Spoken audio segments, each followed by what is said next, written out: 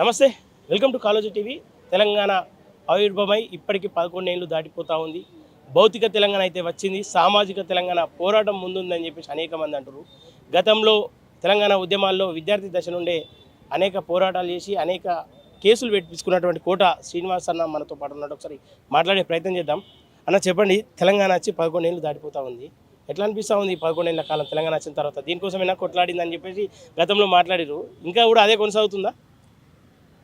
ముందుగా తెలంగాణ సాధించుకున్న యావత్ తెలంగాణ ప్రజానికానికి, విద్యార్థి సమాజాన్ని అందరికీ కూడా 11వ తెలంగాణ రాష్ట్ర ఆవిర్భావ దినోత్సవ శుభాకాంక్షలు. ఖచ్చితంగా అంటే ఏ లక్ష్యాల కోసమైతే తెలంగాణ రాష్ట్రాన్ని సాధించుకున్నామో ఆ లక్ష్యాలను చేరుకునే దిశగా ఇప్పుడున్నటువంటి కాంగ్రెస్ ప్రజాప్రభుత్వం ముందుకోతా ఉంది. సామాజిక న్యాయం అంశం అయితేమి, విద్యారంగం అయితేమి, వైద్య రంగం అయితేమి, అన్ని రంగాల్లో ఈ తెలంగాణ సమాజాన్ని ముందు వరుసలో ఉంచడానికి కోసం ప్రభుత్వం చాలా తీవ్రమైనటువంటి కృషి చేస్తూ ముందుకు పోతా ఉంది. ఆ క్రమంలోనే ఇలా మనం ప్రతి అంటే 55 నియోజకవర్గాలకు ఒక ఇంటిగ్రేటెడ్ పాఠశాలని శాంక్షన్ చేస్తూ 11,000 కోట్ల బడ్జెట్ తోటి ఇలా ఒక్కొక్క కాన్స్టిట్యున్సీకి ఇట్లా చేయడం జరిగింది. అంటే విద్యారంగాన్ని గ్రామీణ స్థాయి నుంచి వెళ్ళి ఒక నాణ్యమైన విద్యను అందించడానికి కోసం ఇలా కాంగ్రెస్ ప్రజాప్రభుత్వం తీవ్రంగా కృషి చేస్తూ ఉంది. అట్లా ఉద్యమ ఆకాంక్షలు ఏవైతే ఉన్నాయో వాటి అన్నింటినీ ఒక్కొక్క దాన్ని ఈ ప్రజలకు అందించాలనేటువంటి లక్ష్యంతో సుదీర్ఘ లక్ష్యంతో కాంగ్రెస్ పార్టీ ముందుకు పోతా ఉంది. ఓకేనా, 11 ఏళ్ల కాలం ఇంకా అనేక మంది అమరవీరుల కుటుంబాలను గుర్తించలేరని చెప్పేసి, అలాగే ఉద్యమకారులు కూడా ఇంకా మాకు గుర్తింపు రావాలి, సరైన గుర్తింపు అని చెప్పేసి నిరసనలు ఇంకా కూడా తెలియజేస్తా ఉన్నారు. వాటిపైన ఏం మాట్లాడుతుంది? తెలంగాణ రాష్ట్రం సాధనలో ఉద్యమంలో చాలా క్రియాశీలకంగా విద్యార్థులు, అదేవిధంగా ప్రజా ఉద్యమకారులు అందరూ తీవ్ర కృషి చేశారు. మరి చాలామంది త్యాగాలు చేశారు. ఆ త్యాగాలను ఇలా గత ప్రభుత్వం, కేసీఆర్ ప్రభుత్వం 10 ఏళ్ల కాలంలో మొత్తంగా ప్రతి వేదిక మీద తెలంగాణ రాష్ట్ర సాధన ఉద్యమం సందర్భంలో 1,200 మంది అమరులని చెప్పినటువంటి నాటి పాలకులు మరి గద్దెనెక్కినాక 458 మందినే గుర్తించినటువంటి సందర్భం. కాబట్టి ఇప్పుడున్నటువంటి మా కాంగ్రెస్ ప్రజా ప్రభుత్వం మీద మిగతా వాళ్ళకి ఏంటిది అనేది కూడా తేల్చాల్సినటువంటి అవసరం ఉంది. అదేవిధంగా ఆ ఉద్యమంలో క్రియాశీలకంగా పాల్గొన్నటువంటి నాలాంటి వాడిని, ఇప్పుడు నేను కూడా తెలంగాణ ఉద్యమంలో 136 కేసులు, 5 సార్లు జైలు జీతం గడిపినాం. తెలంగాణ తదనంతరం కూడా కేసీఆర్ చేసినటువంటి ఒక దుర్మార్గమైనటువంటి పాలన మీద పోరాటం చేసినందుకు 2 సార్లు జైలు జీతం, అంటే ఆ 4 నెలలు అసిఫాబాద్ జైల్లో, 7 నెలలు చెల్లపల్లి జైల్లో, అంటే మొత్తంగా సంవత్సర కాలం కేసీఆర్ ప్రభుత్వ హయాంలోనే నన్ను నిర్బంధించిన పరిస్థితి. దేనికోసం? ఈ తెలంగాణ ఉద్యమ ఆకాంక్షలు అడిగినందుకు. తెలంగాణలో ఏదైతే అతను ఎన్నికల ముందు ఇచ్చిన హామీలను అడిగినందుకు. ఉద్యమ సమయంలో ప్రజలు ఏం కోరుకున్నారు? ఈ తెలంగాణలో సామాజికంగా, రాజకీయంగా, ఆర్థికంగా అన్ని రంగాల్లో ఇక్కడ ఉన్నటువంటి ప్రజలందరూ కూడా అభివృద్ధి దిశగా పోతుంది. రాష్ట్రం ఏర్పడితే ఈ చిన్న రాష్ట్రంలో మనం అనుకున్నటువంటి విధంగా పరిపాలన కొనసాగించుకోవచ్చు అనేటువంటి ఒక ఆత్మగౌరవంతో కూడినటువంటి పాలన కొనసాగుతున్నటువంటి లక్ష్యాల కోసం ఇలా తెలంగాణ ఉద్యమకాలందరూ కొట్లాడిండ్రు, ప్రజలందరూ కొట్లాడిండ్రు. మరి ఆ లక్ష్యాలను మర్చిపోయి కేసీఆర్ చేసినటువంటి తీరును వ్యతిరేకంగా మనం మాట్లాడినందుకే సంవత్సర కాలం జైలు నిర్బంధించింది. మరి ఇప్పుడు ఉన్నటువంటి ప్రభుత్వం కూడా అట్లాంటి ఉద్యమకారులందరినీ గుర్తించాల్సినటువంటి బాధ్యత మా ప్రభుత్వం పైన కూడా ఉంది. తెలంగాణ ఉద్యమంలో ఇలా ఎవరైతే కృషి చేసిళ్ళు, కొంతమంది టీఆర్ఎస్లో పోయిన్లు, చాలామంది టీఆర్ఎస్లో పోయిన్లు, పోగా మిగిలినటువంటి ఇలా కాంగ్రెస్ పార్టీలో ఉన్నటువంటి మాలాంటి వాళ్ళని కూడా ఉన్నాం. కాబట్టి ఇట్లాంటి వాళ్ళని కూడా గుర్తించాల్సిన బాధ్యత కాంగ్రెస్ ప్రజాప్రభుత్వం అనేది ఇప్పటికీ మాకైతే నమ్మకం అయితే ఉంది. మా మంత్రివర్యులు దుద్దిల శ్రీధర్ బాబు గారు కానీ, రేవంత్ రెడ్డి అన్న కానీ గతంలోనే ఖచ్చితంగా ఉద్యమకారులకు, ఉస్మానియా ఉద్యమ నాయకులను కూడా మేము ఖచ్చితంగా గౌరవించుకుంటాం సముచితంగా అని బహిరంగంగానే ముఖ్యమంత్రి గారు చెప్పడం జరిగింది. కాబట్టి ఖచ్చితంగా రానున్నటువంటి వాటిలలో మాకు కార్పొరేషన్ చైర్మన్లు అయితేనేమి, ఇతరత్ర ఇంకా పదవులలో కానీ ఖచ్చితంగా సముచిత గౌరవం ఉంటుంది. అదేవిధంగా తెలంగాణ ఉద్యమంలో పార్టీలలో లేకున్నటువంటి ఉద్యమ సందర్భంలో ఉద్యమాల్లో, ప్రజా ఉద్యమాలు కానీ లేకపోతే విద్యార్థి సంఘ ఉద్యమాలు ఉన్నటువంటి వాళ్ళందరూ కూడా వివిధ రాజకీయ పార్టీలు లేనటువంటి వాళ్ళు కూడా ఉన్నారు. మరి వాళ్ళందరూ కూడా చాలా ఆశలతోటి కాంగ్రెస్ ప్రజా ప్రభుత్వం పైన ఎదురు చూస్తూ ఉన్నారు. ఇళ్ల స్థలాలు ఏదైతే 250 గజాల ఇళ్ల స్థలం అయితే ఏదైతుందో దాన్ని కూడా మా ప్రభుత్వం ఖచ్చితంగా ఇచ్చిన మాటకు కట్టుబడి ఖచ్చితంగా చేస్తుంది. కాకపోతే దానికి ఇంకా మాకు సమయం ఉంది. అందరూ ఏమంటారంటే, ఇప్పుడు మీడియా మిత్రులు మీరు అంటారు, అందరూ కూడా ఇంకెప్పుడు ఇస్తారు అనేటువంటి ప్రశ్నలే లేవనెత్తున్నారు. ఉద్యమకారులకు ఏమి ఇచ్చారు అనేది. మరి 10 ఏళ్ళు కేసీఆర్ ఇవ్వలేదే? 10 ఏళ్ళు కేసీఆర్ అంటే అట్లానే మేము ఇవ్వమని చెప్పట్లేదు. ఖచ్చితంగా మేము చేస్తాం. మా ప్రజాప్రభుత్వం ఆ దిశగా ప్రయత్నంలో ఉన్నది.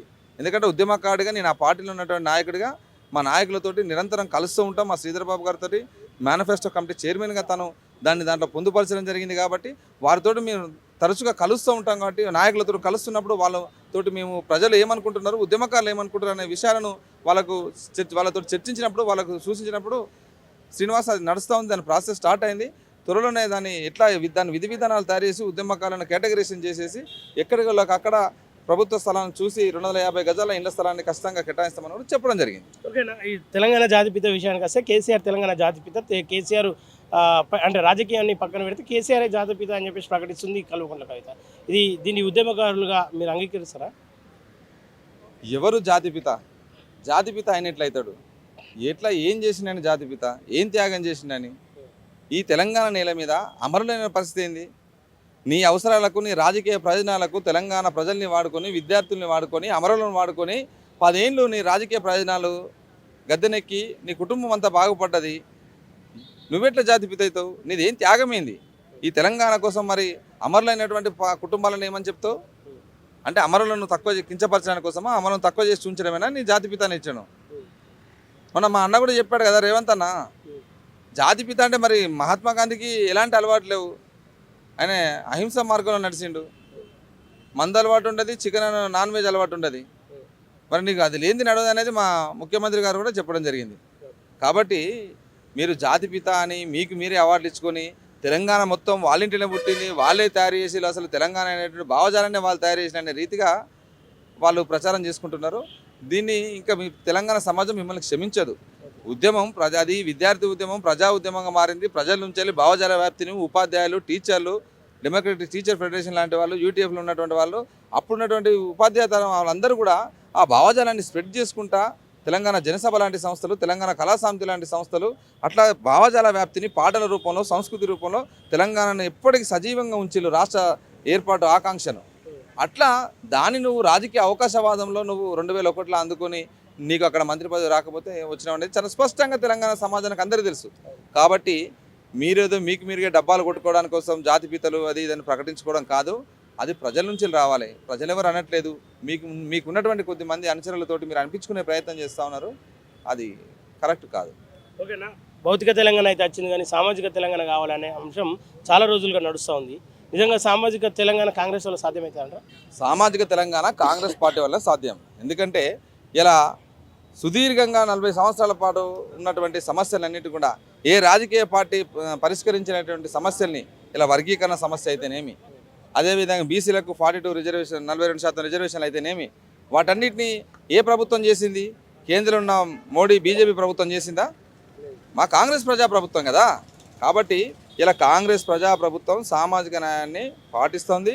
ఈ తెలంగాణలో అన్ని వర్గాలకు అన్ని రంగాలలో ప్రాధాన్యత కల్పించేటువంటి దిశగా ఇలా బీసీలకు ఇలా 42% విద్యా రంగంలో, ఉద్యోగ రంగంలో కాదు, రాజకీయ రిజర్వేషన్లు కూడా కల్పించి ఇలా మా నిజాయితీ ఏందో, మా చిత్తశుద్ధి ఏందో ప్రజల ముందు ఉంచినాం. కాబట్టి అట్లా ఈ సామాజిక తెలంగాణ అనేది అది ఒక నినాదం రూపంలో ఉన్నది, దాన్ని ఆచరణలో పెట్టింది ఇలా కాంగ్రెస్ ప్రజాప్రభుత్వం, రేవంత్ రెడ్డి ముఖ్యమంత్రి సర్కారు. ఓకే, కగారు పేరిట అనేక మందిని ఎన్కౌంటర్ పేరిట చంపేస్తూ ఉన్నారు. దానిపైన ఏం మాట్లాడదు? కగారు పేరుతోటి చంపడం అనేది చాలా దుర్మార్గం. మధ్య భారతంలో జరుగుతున్నటువంటి ఈ హింస ఏదైతుందో అది వెంటనే ఆపాలి. వెంటనే ఈ దేశ పౌరులైనటువంటి మావోయిస్టు పార్టీ అని చెప్పుకున్నటువంటి ఆ పార్టీతోటి వెంటనే చర్చలు జరపాల్సినటువంటి బాధ్యత ఇలా భారతీయ జనతా పార్టీ పైన ఉంది. లేకపోతే ఖచ్చితంగా మీరు ప్రజాగ్రహానికి గురి కావాల్సి వస్తుంది. ఎందుకంటే ఇలా రాజ్యాంగ వ్యతిరేకంగా మీరు చట్టాన్ని చేతిలోకి తీసుకొని ప్రజలకు ఉన్నటువంటి హక్కులన్నింటినీ కాలరాస్తూ ఉన్నారు. ఇలా రాజ్యాంగం కల్పించే హక్కులను కూడా ఇలా మీరు తుంగలో తొక్కేసి ఇలా అడవుల్లోకి వెళ్ళి చట్టాన్ని చేతిలోకి తీసుకొని కాల్చి చంపడం అనేది చాలా దుర్మార్గం. ఈ దేశంలో చట్టాలు ఉన్నాయి, కోర్టులు ఉన్నాయి, కాబట్టి వాటిని గౌరవించాల్సిన బాధ్యత ఇలా కేంద్రంలో అధికారం ఉన్నటువంటి పార్టీ పైన ఉన్నది. మీకు చట్టం మీద నమ్మకం లేదా? భారతీయ జనతా పార్టీ నాయకులను అడుగుతాను, మీకు చట్టం మీద నమ్మకం ఉన్నప్పుడు మరి ఎందుకు మీరు చర్చించట్లేదు?